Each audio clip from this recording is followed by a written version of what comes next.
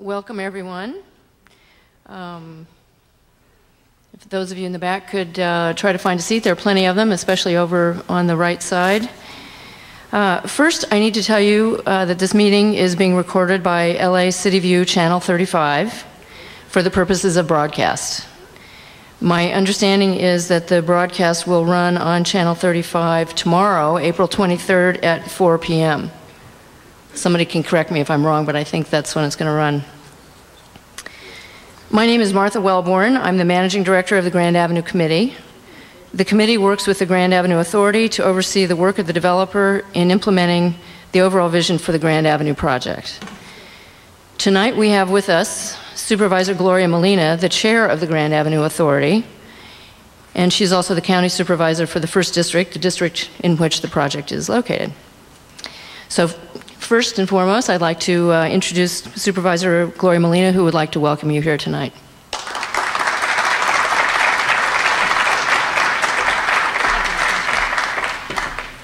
Thank you and good evening. I'm so impressed to see so many people here. We really want to welcome all of you.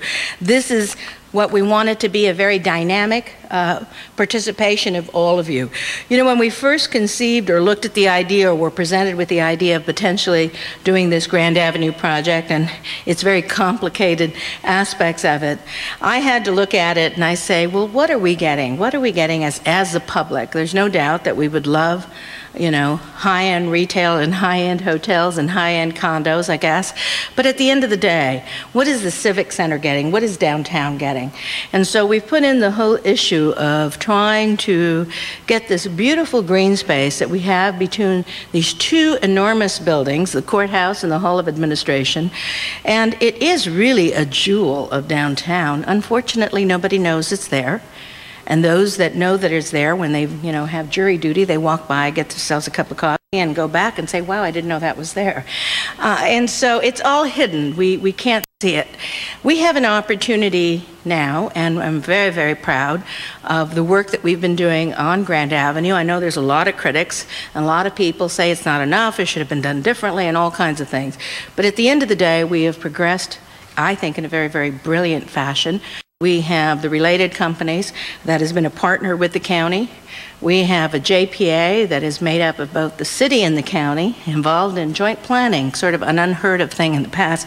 And we're doing that, and I'm very proud of the work that we're doing. And of course, we have a commitment to really build a green space in downtown Los Angeles. And I think that is tremendously exciting. And the best part about it, it's a funded project. It's funded with the $50 million that was basically, we asked up front. On day one, when the developers came in, it said, here's part of the arrangement that is going to be made. And if they didn't want to participate, they could walk away. But we're very fortunate that we've had a good partnership with the developer and our JPA, and everybody has understood the arrangement that we have, and that is that we are going to have a real green space in downtown Los Angeles, our very own park, and it's a beginning. It's not the end, it's the very, very beginning. We have $50 million, now $56 million, to carry out this work. Now, if anybody knows anything about me, I know that architects and planners and everybody likes to be very grandiose and talk about what could be, and I love dreaming as much as the next person. But I also have to have a very pragmatic side, and the reality is we have a limited amount of money. One of the issues that I have been involved in, I'm not stopping the dreaming or stopping what we could do if we could imagine if we had all the money in the world, is what we could do. But instead, let's plan a green space, a public park that'll be accessible to everyone, a go-to location that hopefully will be inclusive of all kinds of potential events that we could create, a space that everybody could enjoy, but we must build it with the money that we have. A concept that may be very foreign to some people, but to me, a very, very real one. And so right now, what you have before you is a real opportunity, and I'm so glad that so many of you are here, because we have been listening to the public and to the community. This has been a long time since we've had a public meeting, but the last one was a workshop. where everybody participated and said, this is what I want, this is what I wanted to do, here's what I expect, all of the dreaming that was going on. And since then, we've had some wonderful people who have been working on this plan, and you see it all around you. I hope you'll take the time to look out the window and appreciate what we have today. But you almost have to be on the second floor of this building in order to appreciate it, or be sitting at the Starbucks itself in order to appreciate it. So we need to find a way that it's going to be enjoyed and appreciated, and it's going to be a beginning. Hopefully it's not going to end with the $56 million that we have to invest today. Hopefully we are going to create the nonprofit eventually to start raising dollars every single day. Tough time to raise dollars. It's always a tough time. But hopefully we're going to inspire a lot of philanthropic groups to join with us in creating a much more dynamic green space for downtown LA. It is very, very deserving. So we have every intention of not only greening it, but to keep going and making it grander and more beautiful every single day. We want it to be the kind of space that all of us will enjoy all of the time, that we're going to have very, very dynamic programming, whether it be as dynamic as an opportunity to sit under a tree and read a book and eat a sandwich, to maybe having concerts on Saturdays, to having all kinds of great festivals and great opportunities to be able to bring your children, to have a go-to location that so many of you will enjoy. And it's going to be an ongoing process. Today we continue that process. Today we are going to have an opportunity to listen to all of you, to hear criticism, it's out there as we all know, but also to listen to some of the parameters that we've had to deal with, and one of them is me, by the way. Not that I stop the architects and the landscapers and all the wonderful people that can do the unbelievable things, but also to work within the framework of the dollars that we have, and talk about how do we continue building forward, and how do we make this location, and find a way that we can keep it all there and make it enjoyable for every single one of us. We hope, my dream, of course, is that one day we will get rid of the Hall of Administration. We will move it somewhere else. One day that we will be able to move the courthouse somewhere else, and it'll be a much larger, more spectacular green space. And we look forward to that. I don't know if it'll happen in my lifetime. I hope that it does. But that is the kind of potential, and those are the days that we're going to see a much more dynamic program. But that doesn't mean that what we have today and with the dollars that we have, we cannot create that kind of dynamic opportunity. So I'm very proud of the people that have been involved.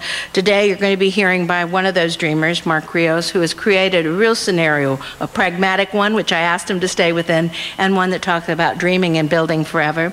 You're going to also listen to Bill Whitty, our developer and partner, who has been also recognizes and understands how important this project is. You're going to be hearing from Mary McHugh, who's going to be talking about some of that dynamic programming that we could have there. And so we are very, very fortunate to have these people working with us every single day. I want to thank all of you for being here.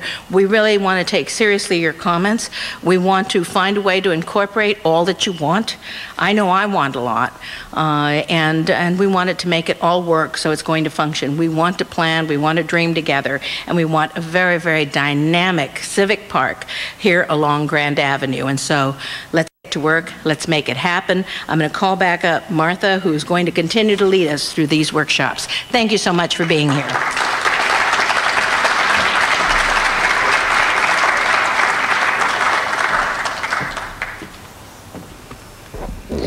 Thank you, Supervisor. Before I introduce Bill Whitty, the president of the Related Companies of California, I'd like to put this meeting into a bit of context and give you some background. Some of you here tonight, I think, are new to the process. Some have been here before. The Related Companies was selected as the developer of the project in August of 2004. Once selected, they immediately began the creation of the master plan for the entire project, including the 16-acre park that we're focused on today. It was at that point that a concerted effort, even back then, to solicit ideas and feedback from the public began. I must say that even from the start, I believe there were probably more comments about the park at every one of the outreach meetings we went to than about any other aspect of the project. During the master planning phase, community meetings were held throughout the city and county in order to solicit ideas from all sectors of Los Angeles about our downtown.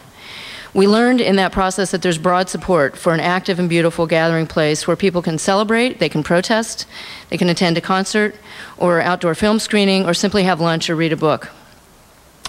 As we advanced into the programming phase for the park, many people attended the meeting, many of you, in fact, I recognize, that was held, the first one that was held in the park itself, where everyone voted with their green dots. You see the board to the side over here, to select the elements that they felt were most important to be included in the park.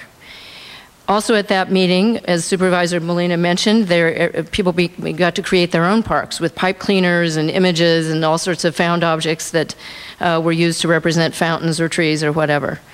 Most of the boards that were created that evening are on display here today to the right. Following that meeting, 2 additional meetings were held during the programming phase to try to prioritize the many ideas that emerged. You can see that many ideas did emerge. Since these meetings, those were our last outreach meetings on the park, the design team has focused on understanding some technical issues and really burrowing in on them. They've completed a detailed field survey of the park. They've assessed the condition of the fountain, the all-important fountain, and the condition of its waterworks. Most importantly, they have carefully analyzed the parking garage ramps at Grand Avenue, trying to uncover any hidden or unexpected condition in order to produce accurate cost estimates. Today, you'll see the synthesis of the technical analysis of the team and conceptual design ideas that have been shaped by the many previous outreach meetings with the public. You will also see 2 general approaches to the park. The supervisor just mentioned this, one that we're calling a base scheme that is within the dollars that we have in hand, and another that's called an enhanced scheme. I think one little mistake we made tonight is not labeling the models over there. The third model is actually the existing condition. So if you were underwhelmed by the one that is a little more gray in color, that's because that's the existing park. Let's see. Not only do we have the mandate of building within the dollars in hand, but we also have a mandate from the county to complete construction of the park at the same time as or before the opening of the first phase of the development sites. So therefore, while we have every intention of seeking additional funds, as was mentioned, to make this park as good as possible, we have an obligation to proceed with the funding in hand. So the base park fits within the $56 million price tag, and the enhanced park gives a vision of what could be achieved, and at the moment, frankly, we don't have a price tag for that one. So even though $56 million might sound like a lot of money, when you're in fact moving parking garage ramps and some very expensive items, you can use it up pretty fast. Now, to introduce Bill Whitty, and before Bill takes the microphone, I'd first like to explain Related's role, because I think there's been some confusion about that concerning the Civic Park, because their role on the park is very different than their role on the development projects. And inevitably this comes up as questions, so I'm trying to just forestall them. From the start, when we created the project and solicited the interest of developers, we insisted that the developer must oversee the design and construction of the park as an obligation, as part of the deal that they were entering. And I have to give Supervisor Molina credit for that. She insisted that in the request for proposals, the developer was obligated to oversee the design and construction of the park. Related, in essence, is acting as a consultant to the JPA in this regard. They make no money for doing this. There's no financial reward for them in overseeing the park. And to complicate it further, the park land itself is wholly owned by the county. So even though the Joint Powers Authority is a merger of the county and the CRA, the park is in also a little bit of a different category, and the county plays a bigger role in making decisions about design and also about how it will be managed and operated. So both the county and the JPA are overviewing Related and Bill and their consultants in approving the design of the park. So I hope that hasn't thoroughly confused you. I'm trying to just explain a few things. You can certainly ask questions about it later. But with that, I'd like to introduce Bill Whitty, who will in turn introduce his design team.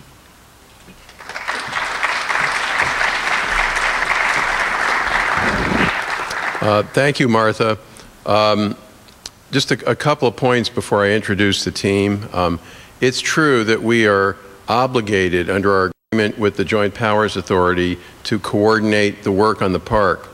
But lest you think that, this is just an obligation and nothing more, we have a healthy dose of self-interest. because of our responsibilities on the development site. First of all, we really believe what Supervisor Molina said, that this is a tremendous asset. It's an asset for downtown. It's an asset for the neighborhoods around downtown. And it's a huge asset for us on the development site. So to be clear, again, this park will be open, and at least the base park will be open and completed before we open the development site. We expect to start work on the park spring, summer next year and be finished by no later than mid-2011. It will be open before the development site is open. And again, it's not so much, oh darn, that's a good thing for us too. We have a strong interest in this being successful at every level. So the whole idea really works. That was the whole idea of creating a district here, not just a bunch of buildings. Another comment I would make is about 3 weeks ago, I was in Chicago, and just for personal reasons, and I had never been to Millennium Park. So I figured this is the, you know, a great urban park. I certainly ought to see it, which I did. But got an idea of, you know, the differences, and certainly they have advantages, more density downtown, but it was under 5 inches of snow. We don't have that here. So as great a park as that is, you know, it was essentially shut down. That won't happen here. This has year-round potential, which leads to, you know, how we approach this in working with the Joint Powers Authority and hiring people to work on this. Mark Rios and his firm Rios, Clementi and Hale not only are very, very talented designers, both landscape architects and architects, by the way, very important in this especially initial phase, they know LA. They've done a lot of work in and around downtown and elsewhere in LA. They've worked with the city of LA and lived to tell about it. They know the technical details of what it takes to do this plan, not just to create designs, but something that can work. We could ill afford to spend a lot of time in pre-development and planning and then have a plan that isn't buildable or that doesn't work. Mary McHugh of MGM Enterprises has a firm that specializes, and there ain't many people doing this today, literally in the programming and operation of public spaces, including one of my personal favorite public spaces, the Yerba Buena Gardens in San Francisco. You know, they're all different, but the point is, I'm about to turn this over to Mark and Mary, and the presentation will be interactive, because as much has been said and thought about design of the park, and that's certainly important, the park will succeed based on what happens in the park. Its programming, its uses. As Supervisor Molina said, I think I saw Aaron Paley here tonight, who worked with us on developing ideas of just programming potential. There he is. That's what make this park successful on a year-round basis. We think the opportunities are almost unlimited, but we also want you to know, since Related's job, as Martha said, has been to focus on the technical aspects of implementing this, coordinating the process on behalf of the county and the Joint Powers Authority. It's also to focus on the workability of it, the operations, the maintenance, the programming. So we're presenting that to you, to both aspects to you tonight, and we certainly, as Supervisor Molina said, invite your feedback. So I'm going to open, I guess, with Mark and Mary will, or together, we'll take it from there.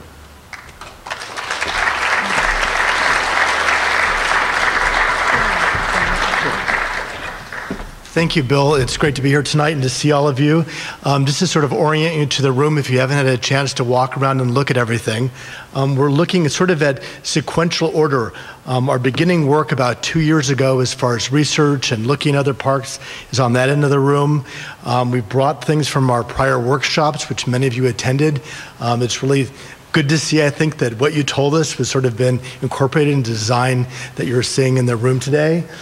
Some of the boards on my immediate right or on your left do with programs, the various kinds of activities that Mary and I are going to talk about and how they've been incorporated in the park. On this side of the room are really the proposals for you to look at tonight and give us your feedback. As Bill mentioned and Supervisor Molina, we have two schemes we're really showing. One scheme is the scheme that we have money in hand for, and our commitment and our goal is to have a park that is complete, that is programmable, it's active, that the entire space from City Hall to the Music Center is one place. And by laying that framework and being very careful and thoughtful about it, we're allowing for other things to be built and to happen as more money is acquired. So those are the two models that we're seeing on the other end of the room. We also wanted to bring the model of the existing park. I think it's important to sort of look at it, because when you see some of the impediments that we had to deal with as far as the ramps, some of the other structures, the grade changes, it really helps make the new park design more sense. So please spend all the time and sort of walk around and look at all these models and drawings. So here we are, basically up in this corner of the building, as you know, looking down on the site of the park. And I want to very quickly just go through, again, some of our products from our workshops. Workshop number 1, where we got comments, and actually a lot of you helped design ideas for parks, which have been incorporated. Our second workshop was a workshop we vetted ideas. You commented and gave us feedback on proposed programs and locations. We had a third workshop at the Grand Avenue Festival, unveiling a lot of ideas and again, receiving comments. For us, this process has been really important because we've actually incorporated a lot of things we wouldn't have thought about. And so I think this has been a really good public model of a back and forth design process. I want to summarize just really quickly what we heard through the 3 or 4 workshops. Number 1, almost unanimously, everyone said, keep the fountain. The fountain is something that's hidden at the moment. It needs to be exposed. We need to get more visibility to it. Let's refurbish it and get access to it. Improve and preserve views to City Hall. Remove and relocate the ramps to provide better access to the park. Maintain passive and quiet spaces. Maintain places in that park that are not only active but also are more quiet. Make it secure, safe, and well lit. And think about the parking and how we get to the park.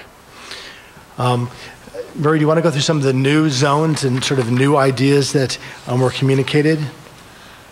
Well, as we're looking at the gathering spaces, one of the things I wanted to go back to is the fountain. Often you don't have that one up there, but that's okay. Okay. Often when you have a fountain, it becomes a real focal place for people to meet and also to gather, and you can have small little gatherings of small festivals and picnics, and usually very small performances and cultural events there. The other thing that I wanted to point out here too is in these quiet zones and the gathering spaces. Is this the? Right, this is this one.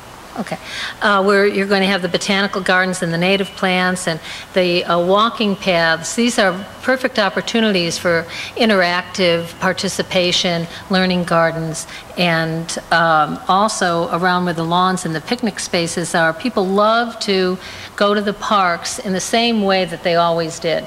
But what we're finding is they no longer bring that picnic basket, and they no longer bring the book. So we're looking for people to go